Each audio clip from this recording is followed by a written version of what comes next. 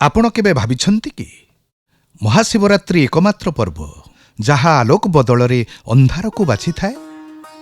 ଭଗବାନ ଶିବଙ୍କୁ ଅନ୍ୟ ଦେବତାମାନଙ୍କ ପରି ପୋଷାକ ପିନ୍ଧାଯାଏ ନାହିଁ, ବରଂ ବାରମ୍ବାର ସ୍ନାନ କରାଯାଏ, ଯେପରି କିଛି ଅଦୃଶ୍ୟ ହେବା ପାଇଁ ଏହା ଉଦ୍ଦିଷ୍ଟ। ଏହି ପବିତ୍ର ରାତ୍ରି କାହିଁକି ଜାଗ୍ରତ ହେବା ପାଇଁ ଦାବି କରେ? ଆପଣ କେବେ ନିଜକୁ ପଚାରିଛନ୍ତି କି ଭୁବନେଶ୍ୱରର ଏକ ପ୍ରାଚୀନ ମନ୍ଦିରରେ ଏବେ ବି ଏହି ସମାନ ନୀରବତା କାହିଁକି ନିଶ୍ୱାସ ନିଏ, ଯେପରି ସମୟ ଏହାକୁ କେବେ ଛୁଇଁ ନାହିଁ? ଆଜି ଆମେ କେବଳ ଶିବରାତ୍ରି ବିଷୟରେ କଥା ହେଉନାହୁଁ, ଆମେ ଏପରି ଏକ ରାତ୍ରିରେ ପାଦ ଦେଉଛୁ ଯାହା ମାନବ ମନକୁ ପରିବର୍ତ୍ତନ କରିବା ପାଇଁ ଏକ ଡିଜାଇନ୍ କରାଯାଇଥିଲା। ଏପରି ଏକ ରାତ୍ରି ଯେଉଁଠାରେ ଶିବ ନାଚନ୍ତି ନାହିଁ, ସ୍ଥିର ହୋଇଯାଆନ୍ତି। ଏପରି ଏକ ରାତି ଯେଉଁଠାରେ ବିଶ୍ୱାସ ଅନାବଶ୍ୟକ, ଉପସ୍ଥିତି ହିଁ ସବୁକିଛି। ଜୟ ଜଗନ୍ନାଥ। ଶ୍ରେୟସ ଭକ୍ତିକୁ ପୁଣି ଥରେ ମୁଁ ଆପଣଙ୍କୁ ସ୍ୱାଗତ କରୁଛି। ମୁଁ ଆପଣଙ୍କର ଉପସ୍ଥାପକ ଶ୍ରୀ ମୁରଲୀଧର। ଆଜି ଦେବଲୋକ ଦି ଅନଟୋଲ୍ଡ ଷ୍ଟୋରିଜ୍ର ପଞ୍ଚମ ଏପିସୋଡରେ ଆମେ ଏକ ଦିବ୍ୟ ରାତ୍ରି ବିଷୟରେ କଥା ହେବୁ, ଯାହା କାହାଣୀ ଦୃଷ୍ଟିରୁ ସୁନ୍ଦର ଏବଂ ଚେତନା ଦୃଷ୍ଟିରୁ ଶକ୍ତିଶାଳୀ। ମୁଁ ଭାବୁଛି ଆପଣ ପୂର୍ବରୁ ଜାଣିସାରିଛନ୍ତି ଯେ ମୁଁ ଯାହା କହୁଛି, ମୁଁ ମହାଶିବରାତ୍ରି ବିଷୟରେ ହିଁ କହୁଛି।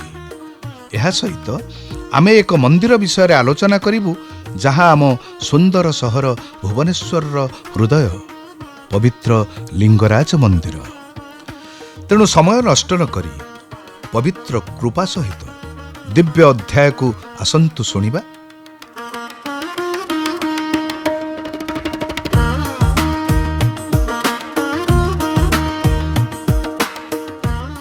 ମହାଶିବରାତ୍ରି, ଏହା ଅର୍ଥ ଶିବଙ୍କ ମହାନ ରାତ୍ରି। ହିନ୍ଦୁ ପରମ୍ପରାର ସବୁଠାରୁ ଗୁରୁତ୍ୱପୂର୍ଣ୍ଣ ପର୍ବଗୁଡ଼ିକ ମଧ୍ୟରୁ ଏହା ଗୋଟିଏ। ଏହା ହିନ୍ଦୁ ମାସ ଫାଲ୍ଗୁନ କିମ୍ବା ମାଘର ଅନ୍ଧାର ପକ୍ଷର 14ତମ ରାତ୍ରିରେ ହିଁ ପଡ଼ିଥାଏ। ଏହା ଭଗବାନ ଶିବଙ୍କୁ ସମର୍ପିତ ଏକ ବାର୍ଷିକ ଗମ୍ଭୀର ଏବଂ ଆଧ୍ୟାତ୍ମିକ ଘଟଣା। ଏହାକୁ ବହୁତ ଉତ୍ସାହର ସହିତ ପାଳନ କରାଯାଏ, ଯେଉଁଥିରେ ବିଶେଷ ପ୍ରାର୍ଥନା, ବେଲପତ୍ର ଅର୍ପଣ ଏବଂ ଜଳ, କ୍ଷୀର ଏବଂ ମହୁ ସହିତ ଶିବଲିଙ୍ଗଙ୍କୁ ରୀତିଗତ ସ୍ନାନ କରାଯାଇଥାଏ। ଏହା ଏକ ରାତ୍ରି ଯାହାକୁ ଜାଗରଣ କୁହାଯାଏ। ଦିନରେ ପାଳିତ ଅନେକ ହିନ୍ଦୁ ପର୍ବ ପରି ଏହା ନୁହେଁ, ଏହା ଏକ ରାତ୍ରିକାଳୀନ ପର୍ବ। ଭକ୍ତମାନେ ଓମ୍ ନମଃ ଶିବାୟ ଧ୍ୟାନ ଏବଂ ଜପ କରିବା ପାଇଁ ସାରା ରାତି ଜାଗ୍ରତ ରୁହନ୍ତି, କାରଣ ରାତ୍ରିକୁ ଆଧ୍ୟାତ୍ମିକ ବିକାଶ ପାଇଁ ଅତ୍ୟନ୍ତ ଶୁଭ ବୋଲି ବିବେଚନା କରାଯାଏ। ଏହା ସହିତ ଅନେକ ଭକ୍ତ ଆତ୍ମାକୁ ଶୁଦ୍ଧ କରିବା ଏବଂ ଭକ୍ତି ପ୍ରଦର୍ଶନ କରିବା ପାଇଁ 24 ଘଣ୍ଟା କଠୋର ଉପବାସ ପାଳନ କରନ୍ତି। ପାରମ୍ପରିକ ଭାବରେ ମହାଶିବରାତ୍ରି ହିନ୍ଦୁ ପୌରାଣିକ କାହାଣୀରେ ଅନେକ ଘଟଣା ମନେ ପକାଇ ଦିଏ, ଯେପରିକି ଶିବ ଏବଂ ପାର୍ବତୀଙ୍କ ବିବାହ, ଶିବଙ୍କର ତାଣ୍ଡବ ନୃତ୍ୟ ଏବଂ ସମୁଦ୍ର ମନ୍ଥନ ସମୟରେ ବ୍ରହ୍ମାଣ୍ଡକୁ ରକ୍ଷା କରିବା ପାଇଁ ଭଗବାନ ଶିବଙ୍କ ମାରାତ୍ମକ ବିଷପାନ। ଏହା ସହିତ ଯୋଗୀମାନେ ଏହି ରାତ୍ରିକୁ ଧ୍ୟାନ ପାଇଁ ଉପଯୁକ୍ତ ବୋଲି ବିବେଚନା କରନ୍ତି, କାରଣ ଗ୍ରହ ସ୍ଥିତି ମାନବ ବ୍ୟବସ୍ଥାରେ ଶକ୍ତିର ଏକ ପ୍ରାକୃତିକ ଉତ୍ଥାନ ସୃଷ୍ଟି କରେ ବୋଲି ବିଶ୍ୱାସ କରାଯାଏ। କିନ୍ତୁ ବର୍ତ୍ତମାନ ମୁଁ ଆପଣଙ୍କୁ ଏକ ଅକଥିତ ରହସ୍ୟ କହିବାକୁ ଚାହେଁ। ଯେତେବେଳେ ଅଧିକାଂଶ ଲୋକ ଭାବନ୍ତି ଯେ ମହାଶିବରାତ୍ରି ଏକ ବିବାହ କିମ୍ବା ନୃତ୍ୟ ପାଳନର ରାତ୍ରି, କିନ୍ତୁ ବହୁତ କମ୍ ଲୋକ ଜାଣନ୍ତି ଯେ ପ୍ରାଚୀନ ଶୈବ ଗ୍ରନ୍ଥଗୁଡ଼ିକ ମହାଶିବରାତ୍ରିକୁ ଏକମାତ୍ର ରାତ୍ରି ଭାବରେ ବର୍ଣ୍ଣନା କରନ୍ତି, ଯେତେବେଳେ ବ୍ରହ୍ମାଣ୍ଡର ଉର୍ବର ଶକ୍ତି ସ୍ୱାଭାବିକ ଭାବରେ ବିନା ପ୍ରୟାସରେ ସମାନ ହୋଇଥାଏ। ଯୋଗୀମାନେ ବିଶ୍ୱାସ କରୁଥିଲେ ଯେ ଏହି ରାତ୍ରିରେ କୈଳାସ ପର୍ବତର ପ୍ରତିଫଳନ ଭାବରେ ଦେଖାଯାଉଥିବା ମାନବ ମେରୁଦଣ୍ଡ ଶକ୍ତିର ଊର୍ଦ୍ଧ୍ୱଗତି ପ୍ରତି ଅଧିକ ଗ୍ରହଣଶୀଳ ହୋଇଥାଏ। ଏହି କାରଣରୁ ସିଧା ବସିବା, ଜାଗ୍ରତ ରହିବା ଏବଂ ସ୍ଥିର ରହିବା ଉପରେ ଗୁରୁତ୍ୱ ଦିଆଯାଉଥିଲା। ଏହି କାରଣରୁ ଏହି ରାତ୍ରିରେ ଶିବଙ୍କୁ ଲିଙ୍ଗ ରୂପରେ ପୂଜା କରାଯାଏ। ଲିଙ୍ଗ ପୁରୁଷ ନୁହେଁ କି ମହିଳା ବି ନୁହେଁ। ଏହା କୌଣସି ବ୍ୟକ୍ତିତ୍ୱ କିମ୍ବା ଗୁଣାବଳୀ ସହିତ ଦେବତା ବି ନୁହେଁ। ଏହା ନିରାକାର ରୂପକୁ ପ୍ରତିନିଧିତ୍ୱ କରେ, ବିଶ୍ୱବ୍ୟାପୀ ଅକ୍ଷ ଯେଉଁଠାରେ ସୃଷ୍ଟିର ଆରମ୍ଭ ହୁଏ। ଏହି ବୁଝାମଣା ରାତ୍ରିସାରା ଜାଗ୍ରତତାକୁ ମଧ୍ୟ ବ୍ୟାଖ୍ୟା କରିଥାଏ। ଯୋଗ ବିଜ୍ଞାନ ଅନୁସାରେ ନିଦ୍ରା ଚେତନାକୁ ନିମ୍ନ ଆଡ଼କୁ ଟାଣି ନେଇଥାଏ। ଜାଗ୍ରତତା ଚେତନାକୁ ସ୍ୱାଭାବିକ ଭାବରେ ବୃଦ୍ଧି କରିବାକୁ ଅନୁମତି ଦିଏ।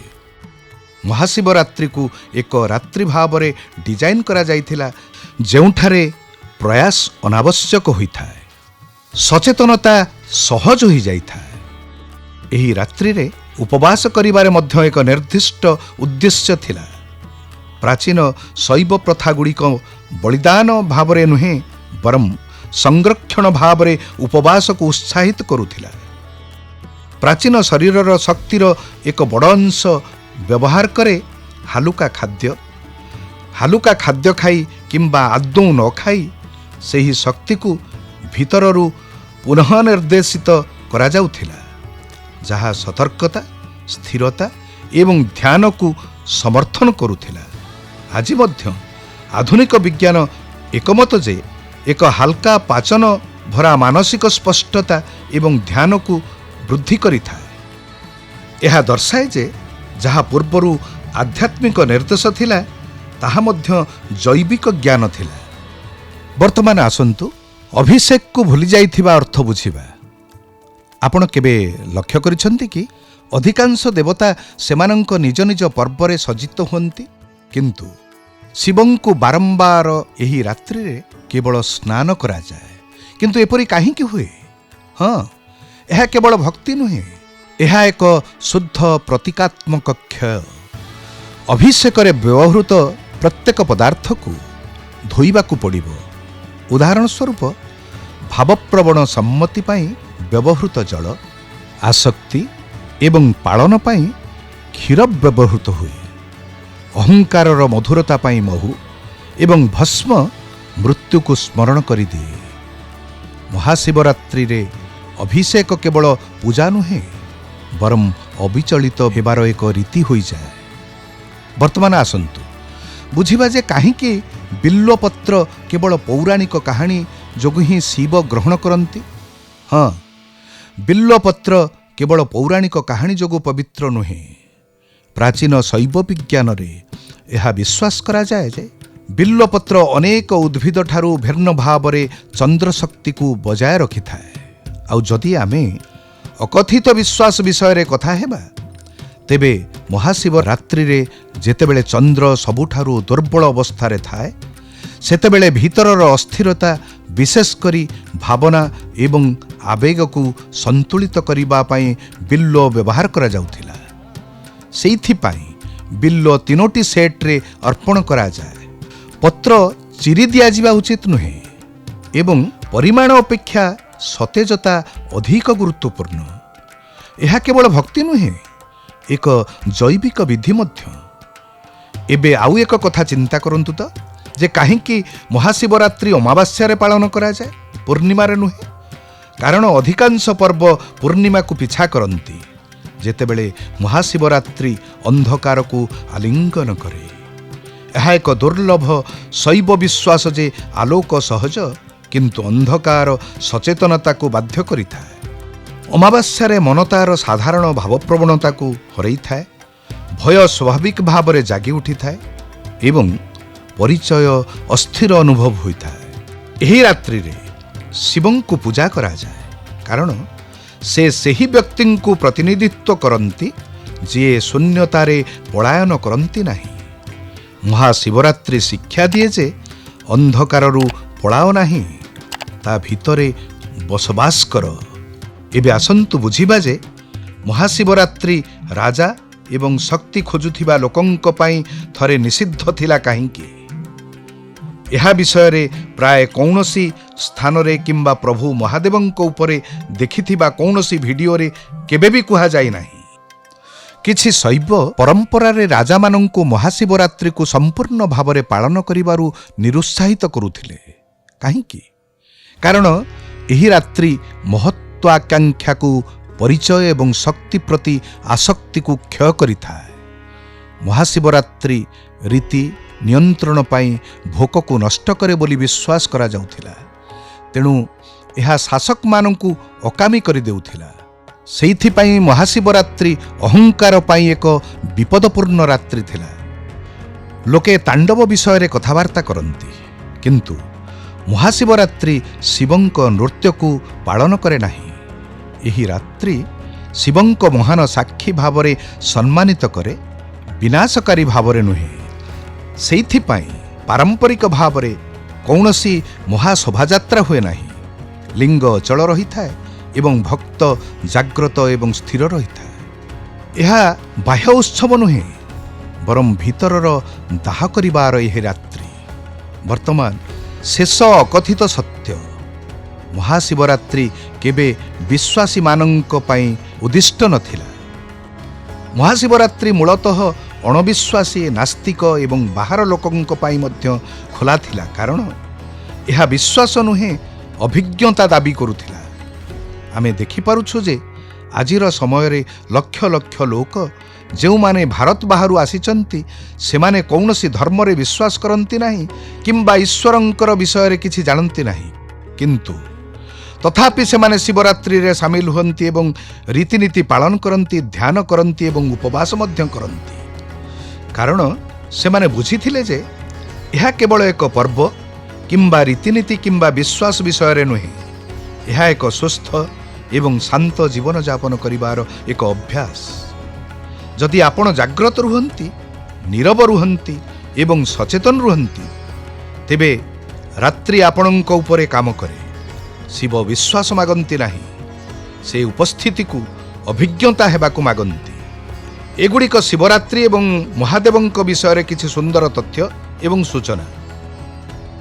ସବୁଠାରୁ ଶକ୍ତିଶାଳୀ ଜୀବନ୍ତ ପ୍ରକାଶନଗୁଡ଼ିକ ମଧ୍ୟରୁ ଗୋଟିଏ ଭୁବନେଶ୍ୱରରେ ଅବସ୍ଥିତ। ତେଣୁ ଆସନ୍ତୁ ଏହି ଭିଡ଼ିଓର ଶେଷ ବିଷୟକୁ ଆସିବା ଏବଂ ଆମ ମନ୍ଦିରମୟୀ ନଗରୀର ହୃଦୟରେ ଅବସ୍ଥିତ ଲିଙ୍ଗରାଜ ମନ୍ଦିରର ବିଷୟରେ କିଛି ଆଲୋଚନା କରିବା। ଭୁବନେଶ୍ୱରକୁ ମନ୍ଦିରମୟୀ ନଗରୀ ବୋଲି କାହିଁକି କୁହାଯାଏ? କାରଣ ଏଥିରେ ଷଷ୍ଠ ଏବଂ ତ୍ରୟୋଦଶ ଶତାବ୍ଦୀ ମଧ୍ୟରେ ନିର୍ମିତ 500ରୁ 700 ପର୍ଯ୍ୟନ୍ତ ଅଧିକ ପ୍ରାଚୀନ ମନ୍ଦିର ଗଢ଼ି ଉଠିଛି, ଯାହା ଉଲ୍ଲେଖନୀୟ କଳିଙ୍ଗ ସ୍ଥାପତ୍ୟ ଶୈଳୀକୁ ପ୍ରଦର୍ଶନ କରେ। ଏବଂ ସେଠାରେ ଏକ ସୁନ୍ଦର ଶିବ ମନ୍ଦିର ଅଛି, ଯାହାକୁ ଲିଙ୍ଗରାଜ ମନ୍ଦିର ବୋଲି ଅଭିହିତ କରାଯାଏ। ପ୍ରାଚୀନ ଗ୍ରନ୍ଥଗୁଡ଼ିକ ବର୍ଣ୍ଣନା କରନ୍ତି ଯେ ଏହା ସେହି ସ୍ଥାନ ଯେଉଁଠାରେ ପ୍ରଥମେ ଅବସ୍ଥାପିତ ହେବା ପାଇଁ ଶିବ ଚାହିଁଥିଲେ। ଭ୍ରମଣ କରୁନଥିଲେ, ତପସ୍ୱୀ ନୁହନ୍ତି, ବରଂ ଉପସ୍ଥିତ ଥିଲେ। ଲିଙ୍ଗରାଜ ମନ୍ଦିର କେବଳ ଶହ ଶହ ମନ୍ଦିର ମଧ୍ୟରେ ଆଉ ଏକ ମନ୍ଦିର ନୁହେଁ, ଏହା ସେହି ଆତ୍ମା ଯାହା ଚାରିପାଖରେ ସହର ନିଶ୍ୱାସ ନେଇଥାଏ। ଲିଙ୍ଗରାଜ ମନ୍ଦିର ପୃଥିବୀରୁ ହିଁ ଉତ୍ପନ୍ନ ହୋଇଛି ବୋଲି ବିଶ୍ୱାସ କରାଯାଏ। ମଣିଷ ହାତ ଦ୍ୱାରା ସ୍ଥାପିତ ନୁହେଁ। ଏଠାରେ ଥିବା ଲିଙ୍ଗକୁ ସ୍ୱୟଂଭୂ ବୋଲି କୁହାଯାଏ, ଯାହାର ଅର୍ଥ ସ୍ୱୟଂ ପ୍ରକାଶିତ, ଏବଂ ଏହା ହରିହର, ଶିବ ଏବଂ ବିଷ୍ଣୁଙ୍କ ମିଳନକୁ ଅନନ୍ୟ ଭାବରେ ପ୍ରତିନିଧିତ୍ୱ କରେ। ଏହି ନୀରବ ମିଶ୍ରଣ ବ୍ୟାଖ୍ୟା କରେ ଯେ ମନ୍ଦିର ଭିତରେ ରୀତିନୀତି କାହିଁକି ଶୈବ ପରମ୍ପରାକୁ ଅନୁସରଣ କରେ। ଯେତେବେଳେ ନୈବେଦ୍ୟ ବୈଷ୍ଣବ ଅଭ୍ୟାସରୁ ହିଁ ଆସିଥାଏ, ଏହା ପଥରରେ ଖୋଦିତ ଏକ ବିରଳ ଆଧ୍ୟାତ୍ମିକ ଚୁକ୍ତି, ଯାହା ଆମକୁ ମନେ ପକାଇ ଦିଏ ଯେ ସତ୍ୟ ବିଭାଜିତ ହୁଏ ନାହିଁ, ଏହା ଏକ କରିଥାଏ। ସ୍ଥାପତ୍ୟ ଦୃଷ୍ଟିରୁ ମନ୍ଦିରଟି କଳିଙ୍ଗ ଶୈଳୀରେ ନିର୍ମିତ ଚେତନାର ପର୍ବତ ପରି ଉଠିଛି। ଏହାର ଉଚ୍ଚ ଶିଖର କୈଳାସ ପର୍ବତ ସଦୃଶ। ଆଶ୍ଚର୍ଯ୍ୟଜନକ ଭାବରେ ମନ୍ଦିରଟି ଏପରି ଭାବରେ ଅଭିମୁଖୀ ଯେ ସହର ଜାଗ୍ରତ ହେବା ପୂର୍ବରୁ ପ୍ରାତଃ ଆଲୋକ ଏହାର ଶିଖରକୁ ସ୍ପର୍ଶ କରେ। ଯେପରି ମନ୍ଦିର ବିଶ୍ୱ ଜାଗ୍ରତ ହେବା ପୂର୍ବରୁ ସଚେତନତାରେ ପୂରି ଉଠିଥାଏ। तथापि जहा लिंगराजंकु प्रकृतरे जीवंत करिथाए ताहा एहार उच्चता नुहे बरम एहार नीरवता।